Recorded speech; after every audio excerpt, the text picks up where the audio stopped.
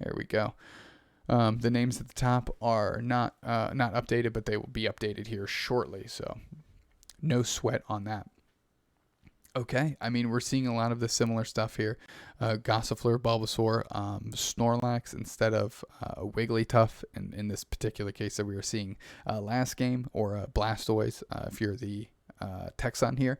But this is Sadz here, Sadz TV.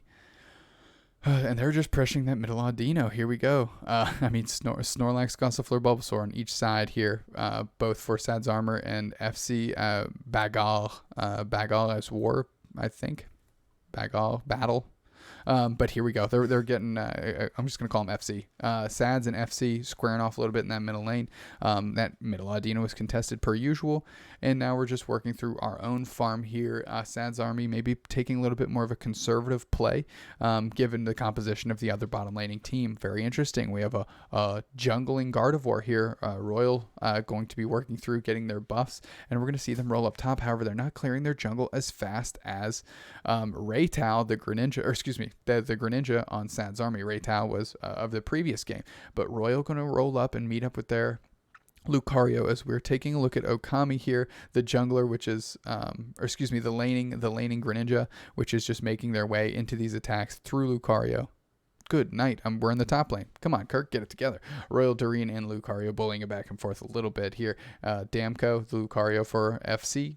Just going to hold down, hide in the grass, and see if they can get a jump on somebody. And Royal Doreen going to keep getting those levels up. As we know, we want to get to that Gardevoir as fast as possible. This bottom lane is moving pretty good here, as we have 5s on all for all of FC, and some 5s, 3s, and 4s. And most importantly, a Gossifleur still sitting in that bottom lane. That's something we're going to have to keep an eye on as Damco gets some points in. And now we're back to the bottom lane. Priya just bullying, pushing back up. Megumini able to get some points in of their own. And now we have a true Lucario one-on-one in the top here, as the pressure from Megu is going on to Damco. Megu retreating a little bit here as they go and get their own farm. But we're watching bottom lane now as it's 4s across the board, with 5 on the Ivysaur. And they're just posturing and holding up. Royal back in the jungle, back getting the levels, really wants to get to that level 9 Gardevoir, hopefully before the Dreadnought shows up, or one of the objectives shows up, whichever one they elect to push as a team here. Royal working on that core fish, going to go try and meet up with Damco. Now it's a huge heavy slam by Brawley to kick off a little bit of the action up top, but man, those HP bars on Sadz Army are evaporated, go down very quickly, and these two Lucarios just hiding in the grass from each other as Damco jumps out. Megumi is going to be trapped here, and they need the Frogadier to pick them up as they're pushing a little bit of posturing, and I don't know if we're going to see an overcommit. Megumi goes down to Royal and Damco. Damco see Okami. They're going to work through that. Damco cuts back and going to go get some points, and Royal Doreen going to hold down their own goal zone. Go to the bottom lane. Heavy slam gets a mob, and we're watching on the right-hand side. Here's FC just gently gets their mobs. Not really willing to contest, and nobody's kicking off any action here as the objectives have arrived. They're both waiting for their junglers to pull up as Greninja for Sadz and Kirlia is slowly making their way down here. And it looks like Sadz Army has the opportunity to put some pressure on if they can identify that they have more characters in this bottom lane for this Dreadnought. They can take advantage of that and try and win this team fight here. But the longer they wait, the more likely that Kirlia is to show up, and here she is. She's rolling down top, and it can almost do like a pincer maneuver on top of Sadz Army as they're still just posturing and nobody really willing to kick off any action here. Usually we don't see them posture this long, but hey, we'll see what happens. They, playing a little bit more conservatively. Sadz Army and FC are. Okami just running around. They're trying to bait out something from this team. Maybe a mistake, maybe an overcommit where the whole team can jump. Finally, Sadz Army is pretty much on top of that Dreadnought, but not willing to start it. And a Unite move going to kick this thing off as they get into the back line. If they can get supported and picked up, they can get some KOs. Royal Doreen is forced to retreat as they're working from behind, and we're working through and we're watching for the KOs. All of FC finds themselves in the goal zone, just tucked away, protecting themselves, just turtling up for the moment here, and that gives at least the opportunity for Sadz to take the bees in the middle. Heavy slam kind of gets cut off by a block as both Snorlaxes are staring each other through a windshield, and now it's FC's time to push a little bit and a brief retreat. But still, no one has touched that Dreadnought. No one has touched the Rotom. We are truly just almost ignoring these objectives. And final Royal Doreen, the Gardevoir, maybe that's what they were waiting for. Finally, level 9 can really put some pressure on and help landslide this bottom lane. chipping into Dreadnought. It's officially been started. FC just poking in, not willing to do anything too crazy as they let the Dreadnought get back and reset itself. Now FC Baguarre goes straight into the teams here, and that's a heavy slam by Brawley to shut up Royal. Royal's going to work with Matthews and hope they don't go down as they are blocked out, and we're watching here, and the Greninja goes down. That could be the opening that FC needs. If Royal can get back into the mix here before the Greninja can come off spawn and re-impact the main, that's a double KO for the Venusaur. You love to see it as they got the Snorlax and the Eldegoss off that, and now the Greninja is coming back down. However, is it too late? Nobody's working on Dreadnought yet. I'm trying to keep an eye. Finally, FC has 2 players committed, the Gardevoir and the Eldegoss, as they're working through. Snorlax goes down for FC, and it's the branches are slowly starting to break here as it might be too late, but they haven't mowed down the Dreadnought yet, and now it's up for anybody, and Snorlax takes it, Brawley takes it, and despite giving up 3 KOs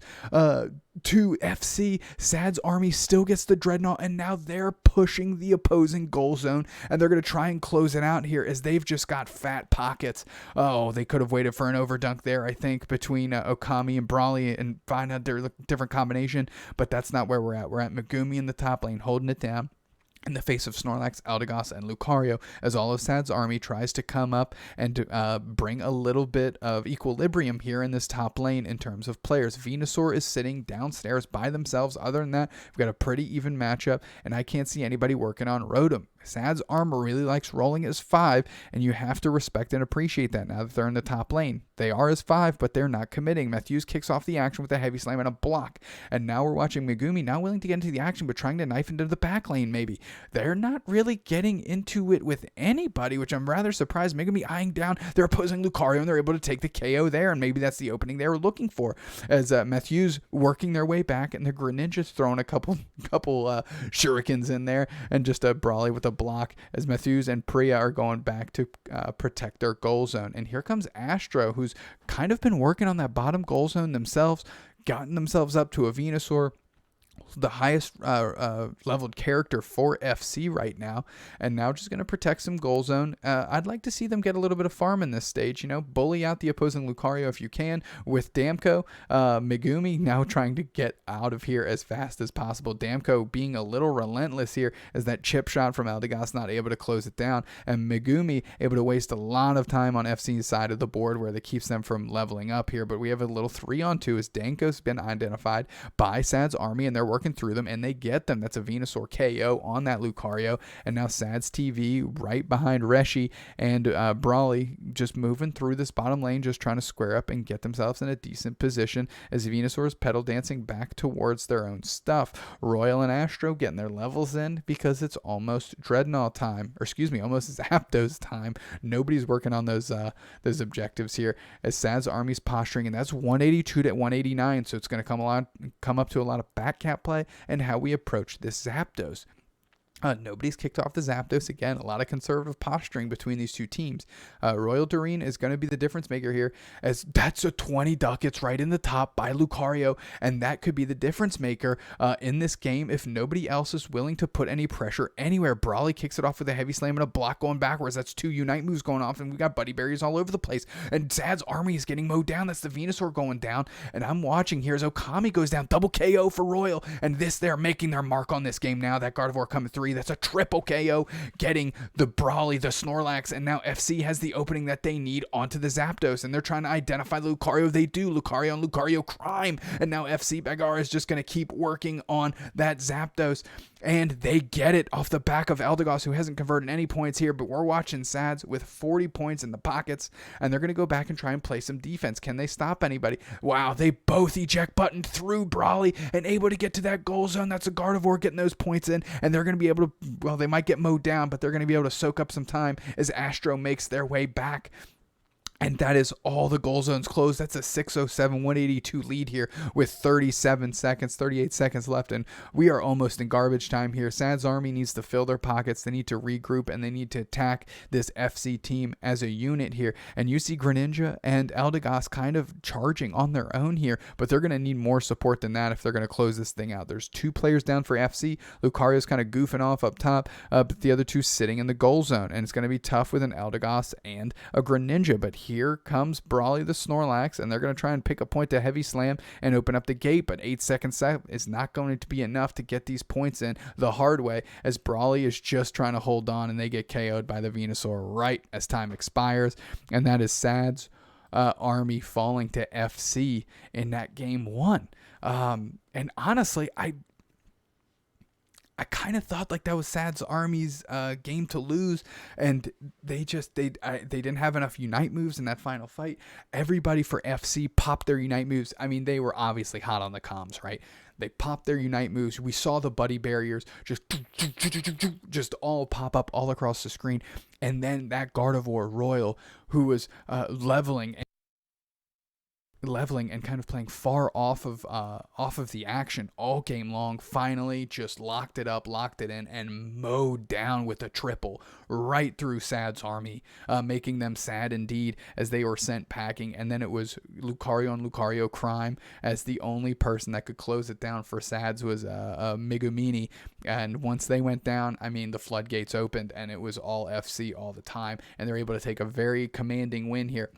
And it just shows you can have the best 8-minute strategy in the world, but if you don't have anything locked down for those last 2, things can go sideways pretty quickly. So I'm going to take a quick break here. Going to give my voice a break as I find where we go next in this tournament. Are we going to stay with Sadz and FC? We're going to find out here.